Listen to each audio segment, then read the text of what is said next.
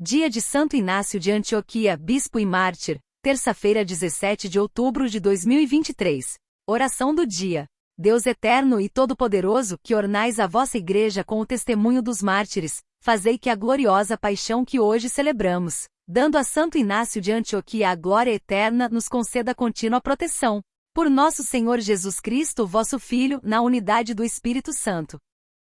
Primeira leitura. Leitura da Carta de São Paulo aos Romanos capítulo 1 versículos do 16 ao 25. Irmãos, eu não me envergonho do Evangelho, pois ele é uma força salvadora de Deus para todo aquele que crê, primeiro para o judeu, mas também para o grego. Nele, com efeito, a justiça de Deus se revela da fé para a fé, como está escrito, o justo viverá pela fé. Por outro lado, a ira de Deus se revela, do alto do céu, contra toda a impiedade e iniquidade dos homens que em sua iniquidade oprimem a verdade. Pois o que de Deus se pode conhecer é manifesto aos homens, Deus mesmo o manifestou. Suas perfeições invisíveis, como o seu poder eterno e sua natureza divina, são claramente conhecidas através de suas obras, desde a criação do mundo. Assim, eles não têm desculpa por não ter dado glória e ação de graças a Deus como se deve, embora o tenham conhecido. Pelo contrário, enfatuaram-se em suas especulações, e seu coração insensato se obscureceu, alardeando sabedoria, tornaram-se ignorantes e trocaram a glória do Deus incorruptível por uma figura ou imagem de seres corruptíveis, homens, pássaros, quadrúpedes, répteis. Por isso, Deus os entregou com as paixões de seus corações a tal impureza, que eles mesmos desonram seus próprios corpos. Trocaram a verdade de Deus pela mentira, adorando e servindo a criatura em lugar do Criador, que é bendito para sempre. Amém. Palavra do Senhor. Salmo responsório 18. Os céus proclamam a glória do Senhor. Os céus proclamam a glória do Senhor, e o firmamento, a obra de suas mãos, o dia ao dia transmite esta mensagem, a noite publica esta notícia. Os céus proclamam a glória do Senhor. Não são discursos nem frases ou palavras, nem são vozes que possam ser ouvidas, seu som ressoa e se espalha em toda a terra, chega aos confins do universo a sua voz. Os céus proclamam a glória do Senhor. Proclamação do Evangelho de Jesus Cristo segundo São Lucas capítulo 11 versículos do 37 ao 41. Glória a vós, Senhor. Naquele tempo, enquanto Jesus falava, um fariseu convidou-o para jantar com ele. Jesus entrou e pôs-se à mesa.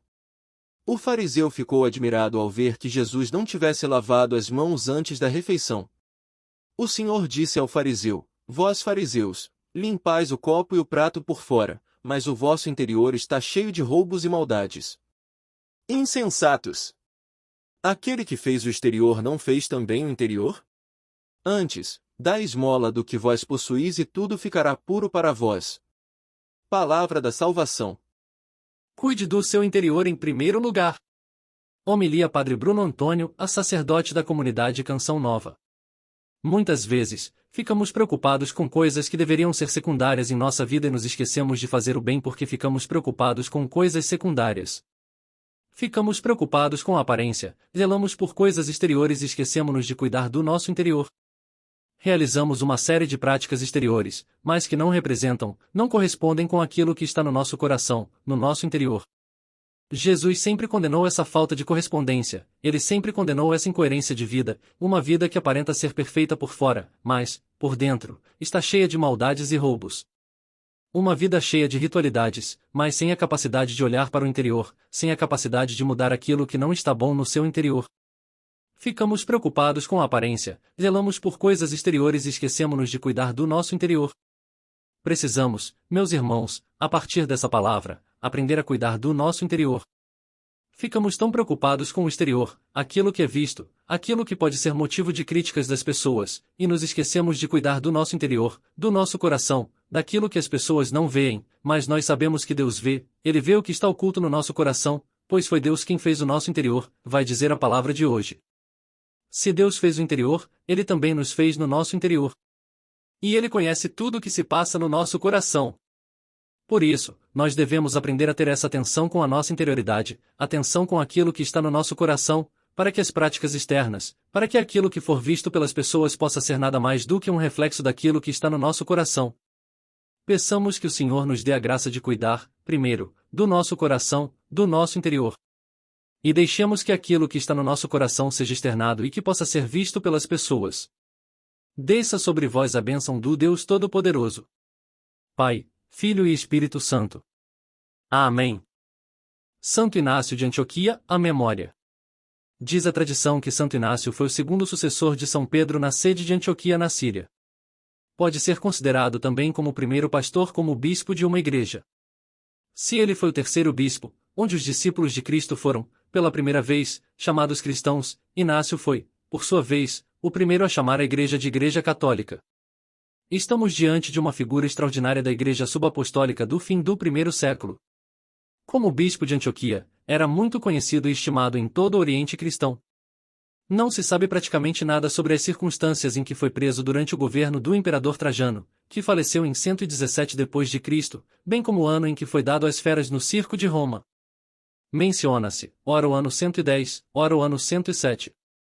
Nesta última data, o imperador preparara grandioso espetáculo em Roma, em que foram mortos muitos gladiadores juntamente com homens ilustres em luta com 11.000 animais ferozes. Inácio fora condenado às feras em sua sede em Antioquia da Síria e provavelmente foi destinado às feras em Roma em 107. Durante o itinerário que conduziu Santo Inácio chamado Teóforo, isto é, portador de Deus, de Antioquia para Roma, aproveitou ele a oportunidade para dirigir cartas às comunidades cristãs da Ásia Menor. São 7 ao todo, sendo uma dirigida à Igreja de Roma. Nelas ele lembra a organização das ditas comunidades, concentradas na pessoa do bispo com seus presbíteros e diáconos. Insiste na adesão ao bispo a quem se deve seguir como Cristo seguiu a vontade do Pai. É muito importante o testemunho que estas cartas dão sobre as crenças e a organização interna da Igreja cristã menos de um século após a ascensão de Cristo. Fora dos autores hagiográficos do Novo Testamento, Santo Inácio é o primeiro escritor a ressaltar o parto virginal de Maria. Também o mistério da Trindade é plenamente dado como certo. Nele já se encontram elementos sólidos de cristologia. Não menos notáveis são as expressões que ele usa em relação à Santíssima Eucaristia, em carne de Cristo, dom de Deus, remédio de imortalidade. Inácio denuncia os hereges que não reconhecem que a Eucaristia é a carne de nosso Salvador Jesus Cristo, carne que padeceu por nossos pecados e que o Pai, em sua bondade, ressuscitou. A mais importante das 7 cartas de Santo Inácio é endereçada à comunidade eclesial de Roma, no desejo de preparar sua chegada à cidade eterna. Neste escrito, respira-se o perfume do mais puro amor a Cristo que anima o coração de Inácio.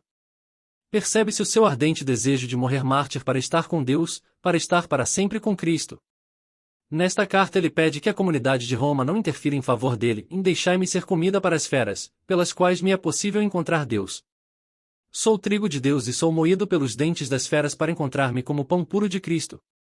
Inácio foi de fato atirado às feras em Roma provavelmente no ano de 107. Por decênios suas cartas foram lidas em público nas igrejas, quase com a mesma veneração com que se liam as cartas de São Paulo. No decurso da história do cristianismo encontramos certamente em Santo Inácio de Antioquia muitos dos mais eloquentes testemunhos de doação completa e de amor a Cristo. Ele impressiona, sobretudo, por sua devoção martirial, vendo no martírio pela fé o meio por excelência de fazer-se discípulo perfeito de Cristo. Este amor total a Cristo presente na Eucaristia e o desejo do martírio para ficar para sempre com ele aparecem de modo eloquente nos textos litúrgicos. A oração coleta destaca o testemunho do martírio como ornamento da Igreja. A oração sobre as oferendas pede que Deus aceite a nossa oblação como acolheu Santo Inácio, trigo do Cristo, transformado pelo martírio em pão sem mistura. O pensamento do trigo de Cristo moído pelos dentes das feras volta na antífona da comunhão. E na antífona do Magnífica já aparece sua fé ardente na Eucaristia, em eu desejo o pão de Deus, que é a carne de Jesus descendente de Davi, em eu desejo esta bebida que é o sangue de Jesus, caridade incorruptível. A oração depois da comunhão pede que sejamos revigorados pelo pão celeste que recebemos na festa de Santo Inácio de Antioquia para que não tenhamos apenas o nome de cristãos, mas realmente o sejamos por nossa vida. Referência: Becquerauser, Frei Alberto. Os Santos na Liturgia em Testemunhas de Cristo. Petrópolis, Anvozes, 2013. 391 p. Adaptações em Equipe Pocket Terço. Santo Inácio de Antioquia, rogai por nós.